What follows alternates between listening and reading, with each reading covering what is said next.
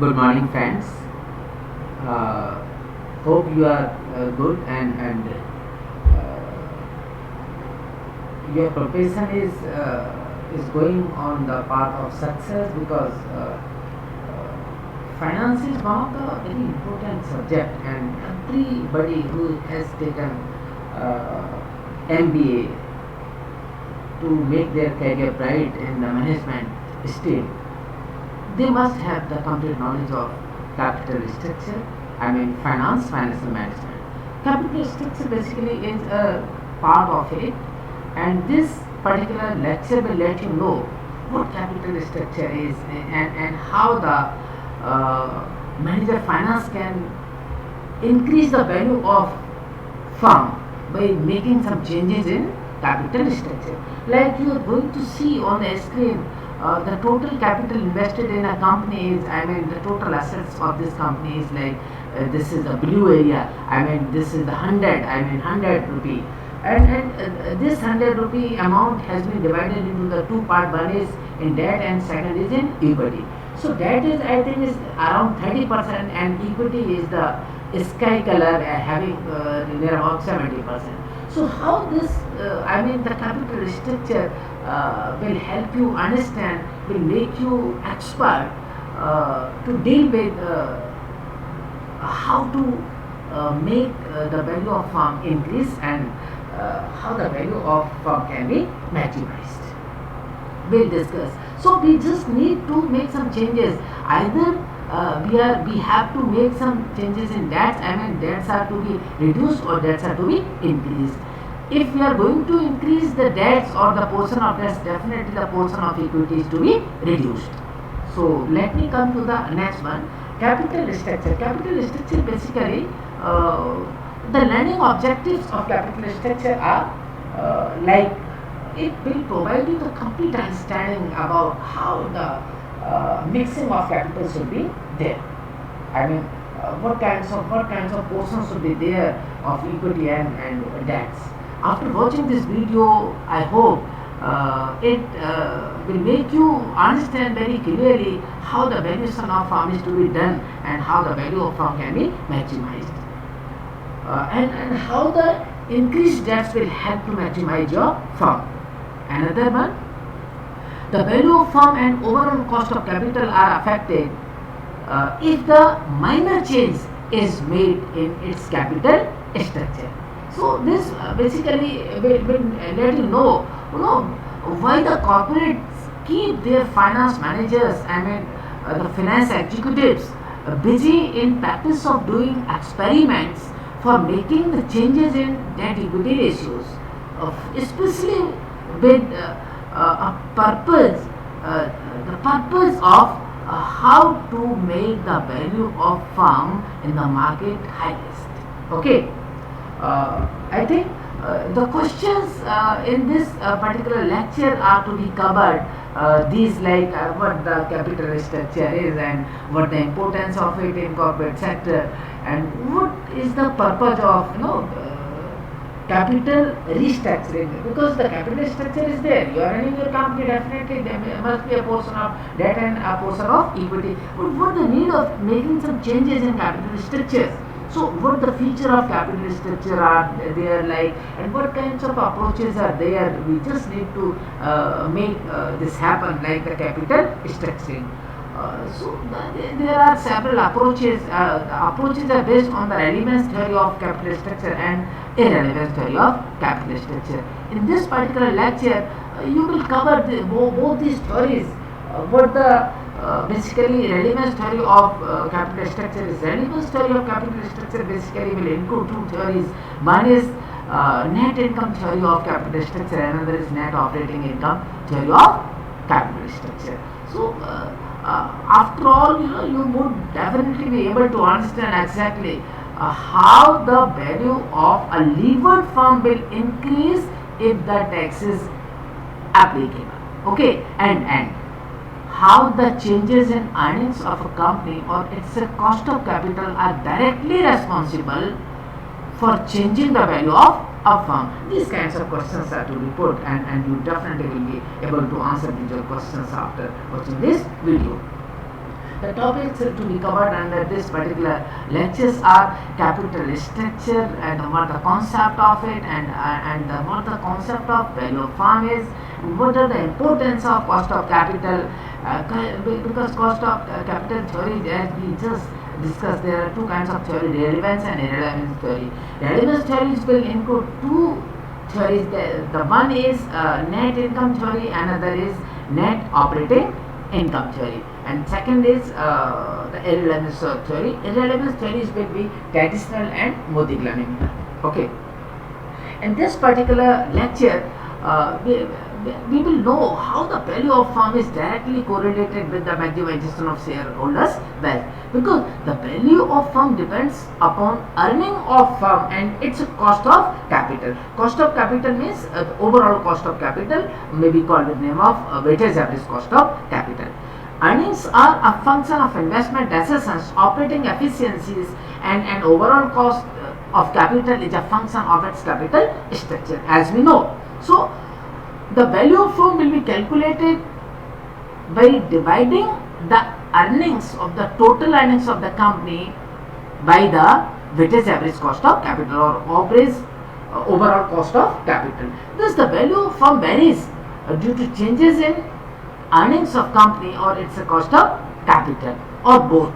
So capital structure cannot affect the total earnings of a firm, I mean the earning before interest and tax, but it can affect the residual shareholders earning. How it can affect? This basically can affect the theories, like the common assumptions are there of capital structure theories. The common assumption for all the theories will be like the firms use only two sources of funds, one is equity and second will be tax, and there will be no change in investment assets of firm, and I mean the total assets will remain unchanged. Okay, the total, I mean the portion of the assets will remain same, but the portion of debts and equity may be changed. So 100% dividend is to be paid out. I mean the firm will not be going to retain any part of profit as a earnings retained. Okay, business risk of firm is not affected by the financing mix. It has to be kept in mind. This is one of the very important assumption of this theory, and corporate taxes will not be applicable. Investors expect future profitability of the firm. So the first, let's start what the net income approach is. Net income approach is the total value of firm and overall cost of capital will be affected if any change is made in the capital structure of a firm, and we can say it is the relevant theory of capital, because suppose you are going to make some changes in capital structure, suppose you are going to increase the portion of debts, definitely if the portion of debts is increased, the overall cost of capital will get changed, and the overall cost, if it is reduced in some extent, and you will find the value of firm will be increased. So this particular approach was given by the David Doran, and according to this approach, capital structure decisions are relevant to the valuation of firm. Means that the change in the financial leverage will automatically lead to a corresponding change in the overall cost of capital as well as total value of organization. So according to the NOI approach, if the financial leverage increases, the weighted average cost of capital decreases, and the value of firm also, and the market price of equity shares will increase. Similarly, you can say if the financial leverage decreases, the weighted average cost of capital will increase, and the value of firm and the market price of the equity will decrease. NOI approach has its own assumptions apart from the common assumptions of the capital structure theory, and these assumptions are the total capital investment will remain constant. Second, cost of debts will be less than the cost of equity. Means the cost of debts, means the loans which the company has acquired from the market will be less than the cost of equity. So cost of debt and cost of equity remains constant, and overall cost of capital will decrease if the portion of debt is increased. Means overall cost decreases on an increase in the debts or leverage in case of leverage firm, and corporate taxes do not exist because corporate taxes are not applicable in the calculation of capital structure portfolios. This is one of the important case study I have put for your knowledge. Suppose there are two firms and one is unlevered, second is levered. The levered firm has its operating profit that is 2 lakh and unlevered is also having 2 lakh. The interest on debts will be nil in case of unlevered firm because the levered firm means the firm has some portion of capital as debt, and the unlevered means the capital is totally financed by the equity. So interest on debt will be nil in case of unlevered firm, and in case of levered firm the interest on debt will be applicable because debts are to be the part of it. Equity earnings E is 2 lakh and in this particular levered firm 150 because after deducting the interest on debts from the operating profit, the equity earnings will be 1,50,000. Cost of equity KE will be 12% and all the cases, in both the cases levered and unlevered firm, this will be 12%.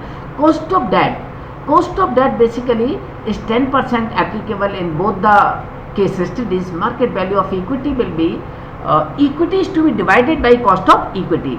Here the equity is very clear, this is 2 lakh in case of unlevered firm and 1,50,000 in case of levered firm. So this 2 lakh is to be divided by the cost of equity, 12%. So the result will be 16,66,667 in case of unlevered and 12,50,000 in case of levered. But the market value of debts will be interest which is to be paid on the debts to be divided by the cost of debts. That will be need because this is the unlevered firm, and in case of levered firm it is to be calculated and the answer will be 5 lakh for the market value. Total value of firm will be the market value of equity plus market value of debts. In this first option, the unlevered firm, there is no debt, so finally 16,066 and 667 will be the total value of firm, and in the second case it will be 17,000, 50,000. So we can understand it very clearly. Overall cost of capital is 12% here and overall cost of capital is 11.428% in case of levered firm. How this is basically calculated? This is basically calculated by dividing the amount of the total value of firm by the overall cost of capital. Overall cost of capital is calculated on the basis of it. Okay, so cost of capital will be, overall cost of capital will be EBIT to be divided by total value of firm. EBIT here is given 2 lakh and 2 lakh in both the conditions, and the total value of firm is calculated 16 lakh something and 17 lakh something. So the answer will be 11.428% in case of levered firm. Here we can conclude the cost of capital decreases. Cost of capital, it was 12% in case of unlevered firm if we have acquired some debt from the market. So in case of levered firm, overall cost of capital has been decreased. So overall cost of capital decreases if unlevered firms are converted into the levered by making changes in capital structure. It shows you very clearly, it makes you understand very clearly that if the cost of debt is taken under consideration and cost of equity is also, as well as you will find the overall cost of capital will decrease, and if the cost of capital, overall cost of capital is decreased, definitely you will find the value of firm will increase. So this is one of the relevant theory of capital structure. On the basis of answer and this particular graph, we can say very confidently the value of firm is increased if the increase in debts is done. Okay. Second theory is also given by the same person. It was the Durant, and this is the net operating income approach. Under this particular approach, the total value of firm and overall cost of capital will not affect, and finally you can say the total value of firm and overall cost of capital remains constant even after making changes in capital structure. Means suppose you are going to make some changes in the capital structure, like you are going to increase the portion of debts. Even after increasing the portion of debts, you will find the value of firm is not changed. So the total value of firm and the overall cost of capital do not affect any capital structure, do not affect the value of firm in this particular case, applying the theory of net operating income approach. And hence we can say this is the irrelevant theory of capital structure. Let's share some assumptions of this theory as well. So assumption of net operating income approach are this approach is exactly opposite of net income approach, and overall cost of capital is always constant and it depends on the business risk. If the business is risky, definitely the overall cost of capital will affect, otherwise not. And the value of firm is calculated using the overall cost of capital, as we have done in the same the NI approach, I mean net income approach. The cost of debt is constant and corporate taxes will not be applicable. Here you will find the assumption as we have discussed. So let me share an other case study. Suppose a firm has an EBIT of rupees 5 lakh and belong to a risk class of 10%. What will be the cost of equity if it employs 8% debts to the extent of 30%, 40% and 50% respectively? The capital amount is 20 lakh. So it is very clear the total capital invested in the firm is 20 lakh. You just need to take care of three options. I mean the three examples are there in this particular case study.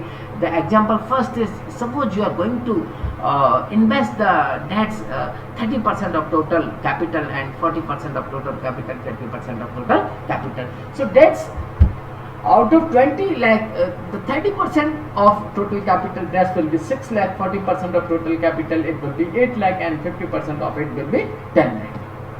Equity will be, difference of the 20 lakh. If the total capital is 20 lakh, it is given in the question or the case study. So 20 lakh will be the total capital which is running, I mean the company is running with help of it. So the part of debt is to be deducted from the 20 lakh, you will find the result will be equity. Okay, so equity is computed by using the 20 lakh minus 6 lakh, 20 lakh minus 8 lakh and 20 lakh minus 10 lakh. Equity will be here 14, 12 and 10 lakhs. EBIT will remain constant as we have discussed. The EBIT, I mean the operating profit in all the conditions will remain same as per the NOI approach. So EBIT is given in the question, it is 5 lakh rupee. Okay, a firm has an EBIT of rupees 5 lakh and belong the class of risk class of 10%. So the KO, I mean risk class is 10%. Finally, the cost of capital or the opportunity cost of capital or overall cost of capital will be calculated as per the given percentage 10%, and the value of firm will be EBIT to be divided by cost of capital. So EBIT is given 5 lakh and the cost of capital, I mean the risk class is 10%. So this will be 50 lakh and again 50 lakh, again 50 lakh. You will find the value of firm is not getting changed even after making some changes in the capital structure. So finally this particular, even the value of equity has been reduced in some extent continuously, but the interest at the rate of 8% on debts is also paid. 8% of 6,000, 8% of 8,000 and 8% of 10,000. After deducting this amount, the net profit of the company is EBIT minus interest. So finally, net profit has been reduced in some extent. Even after reducing the net profit, you will find the cost of equity is going to be increased continuously. So the cost of equity is in first condition. If you are going to increase the debts by 30%, definitely you will find the cost of equity is 10.273%. Here Okay, in this condition, this is the cost of equity and this is the overall cost of capital. This is the cost of debts. If the cost of debts, like in this particular extent, you will find the 30% debts are increased, you will find the cost of equity is here. Otherwise, if you have been increased to the 40%, like here, you will find the cost of equity increased to 10.381%. Again, at the last, the cost of debts is increased to 50%. So the finally you are going to see with help of this graphical representation, the cost of capital, equity, is increased to the extent of 10.5. Finally, this approach says the overall cost of capital remains constant and the cost of debts will remain constant, but the cost of equity increases simultaneously. And finally we can say, but the value of firm do not affect second is the second capital structure theory is covered by me, and I think you have been understand very clearly in this particular lecture. The third is traditional approach of capital structure. The NI, this particular approach is basically given by the Ezra Solomon, and the NI approach and NOI approach holds the extreme view on the relationship between the capital structure, cost of capital and value of firm. Solomon says the traditional approach is the intermediate approach and it is the compromise between the both NI and NOI. So traditional approach comes from the existence of an optimal capital structure where WACC, the overall cost of capital is minimum and value of firm is maximum. As per this approach, the best possible mix of debts and equity will be maximized, the value of firm. And by applying, by calculating a case history, definitely you will see the traditional approach is going to see let you know this approach takes midway, between net income and net operating income approach, and the assumptions of this approach are the value of firm increases with increase in financial leverage. Means if the portion of debt is increased, definitely the firm value will increase, but it will be up to some certain limit only, not always. It will be up to some certain limit only, not always. And second will be the second assumption of this approach will be the cost of debts is assumed to be less than cost of equity. The cost of debt will be less than cost of equity as per NI approach. We have already discussed in the first approach of net income approach. Okay, so as per the this particular graphical representation, you will find the cost of debt is going in this particular way. The cost of debt is constant here, but you'll find that if the cost of debts, if the debts are increased, definitely the cost of debt will be increased, and the same at the same time the cost of equity will get increased and cost of capital will remain in both the cost of equity and cost of debts. This is the very first part of it. And second part, you will say if you are going continuously to increase the cost of debts, you will find the cost of debts is increased, but the thing is the cost of capital is going, the overall cost of capital is also going to increase. So finally, if the cost of capital is going to increase or is going to be constant, definitely the firm value will not get affected. Even the cost of equity has been increased. So this is one of the important approach, and can say this is the irrelevance theory of capital structure, because the firm value does not affect by changing by making some changes in the capital structure, either increasing the debts or reducing it. Okay. Last is the approach. This approach was given by the Modi, Glani and Miller, and this has two propositions. The proposition first is when the tax is applicable, and second is when tax is not applicable. If the tax is applicable, you will find the result is different, and the tax is not applicable, you find the total result is different. So if the tax is not applicable because all the assumptions are common. The common assumption is the part of the tax is not considered or tax is not applicable. So the MM approach is identical with the approach of net operating income, and the capital structure that equity mix has no effect on value of firm. Either the cost of debts are either the portion of debt is increased or it is decreased. So cost of capital, the overall cost of capital will remain unchanged even after increasing the portion of debts. It means the total value of firm will not affect by making the changes in capital structure. Whether you have put the total debts 50% in case of the firm is run by with help of 25% of debts, even you are going to increase this by 50%, you will find the value of firm is not affecting. So the value or the proposition second will let you know you will get the tax benefits in case if the proportion of debt is increased, because tax is a deductible expenses as per the second proposition of approach. Tax is to be taken as a deductible expense in the company or in the firm. So if the tax are deductible expenses, the finally overall cost of capital is reduced. Okay, because all the interests are paid after deducting the taxes to the financial institutions. So due to this behavior, value of firm will increase, and this is the relevant theory, or this will be called as relevant theory of capital structure, which is the second part of it. And the assumptions of approach are, as you know, we just discussed in brief.